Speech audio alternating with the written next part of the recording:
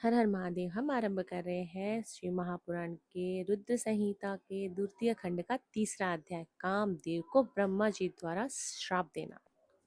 ब्रह्मा जी ने कहा, हे नारद, सभी ऋषि मुनि उस पुरुष के लिए उचित नाम खोजने लगे। तब सोच विचार कर वे बोले कि तुमने उत्पन्न होते ही ब्रह्मा का मन मंथन कर दिया, अतः तुम्हारा पहला नाम मंथन होगा।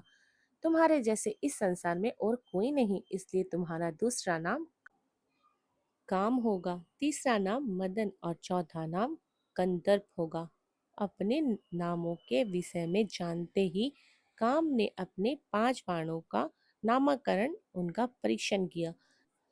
काम ने अपने 5 बाणों को हर्षण, रोचन, मोहन, शोषण और मारण नाम से सुशोभित किया।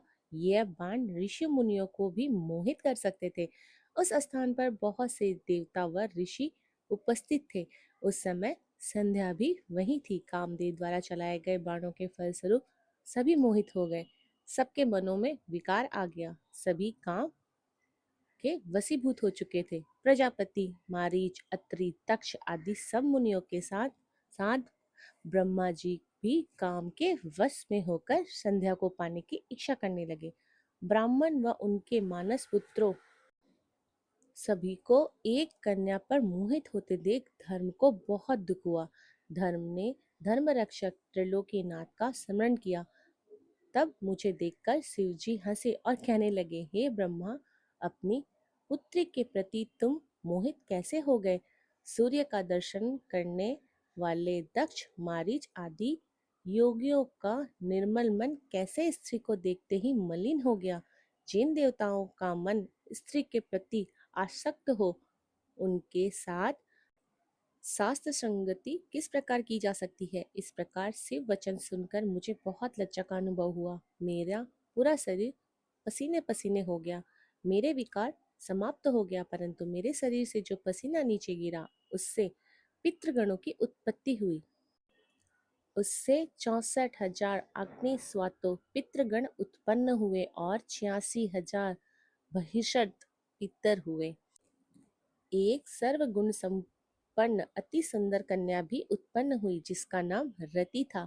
उसका रूप सौंदर्य देखकर ऋतु आदि स्खलित हो गए एवं उससे अनेक पितरों की उत्पत्ति हुई। इस प्रकार संध्या से बहुत से पितरों की उत्पत्ति हुई। शिव जी के वहां से अंतर्ध्यान होने पर मैं काम पर क्रोधित हुआ।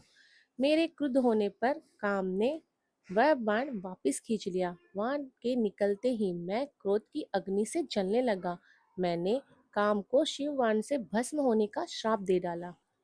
यह सुनकर काम और रति दोनों मेरे चरणों में गिर पड़े और मेरी स्तुति करने लगे तथा क्षमा याचना करने लगे। तब काम ने कहा, हे प्रभु, आपने ही तो मुझे वर देते हुए कहा था कि ब्रह्मा, विष्णु, रुद्र समेत सभी देवता, ऋषि मुनि और मनुष्य तुम्हारे वश में होंगे। मैं तो सिर्फ अपनी उस शक्ति का परीक्षण कर रहा था, इसलिए मैं निरपराध हूँ। प्रभु, मुझ पर कृपा करो, इस श्राप के प्रभाव को समाप्त करने का उपाय बताएं। इस प्रकार के वचनों को सुनकर ब्रह्मा जी का क्रोध शांत हुआ। तब उन्होंने कहा कि मेरा शाप झूठा नहीं हो सकता, इसलिए तुम महादेव के तीसरे नेत्र रूपी अग्नि बाण से भस्म हो जाओगे। परंतु कुछ समय पश्चात जब शिव जी विवाह करेंगे, अर्थात उनके जीवन में देवी पार्वती आएंगी, तब तुम्हारा शरीर तुम्हें पुनः प्राप्त हो जाएगा।